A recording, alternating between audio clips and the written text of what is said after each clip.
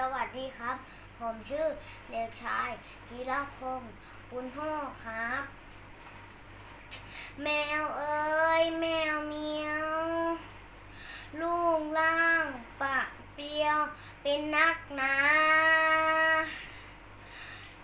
ร้องเรียกเหมียวเหมียวเดี๋ยวก็มาพอเขาแคล่งเคล้าขาหน้าเอ็นดู รู้จักเอารักเข้าต่อตั้ง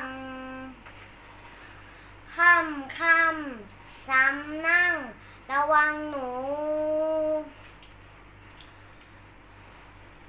ควรนับว่ามันกตัญญูพอดูอย่างไว้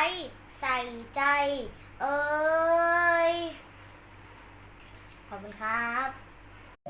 สวัสดีค่ะ หนูชื่อเด็กหญิงพายาภรณ์ บุญสงฆ์ค่ะ อยู่ป .1/3 ค่ะเลข19ค่ะ แมวเอ๋ยแมวเมียวรูปร่างปะเปียวเป็นนักหนาร้องเรียกเมียวเมียวเดี๋ยวก็มาเขาแข่งเขาค้าหน้าเอ็นดูรู้จักเอารักเข้าต่อตั้งข้ามช้ำนั่งระวังหนูควรนับว่ามันกตัญญูพอดูย่างไว้ใส่ใจเอ่ยสวัสดีค่ะสวัสดีค่ะหนูชื่อเด็กชายธงชัยชัยสวัสดีแมว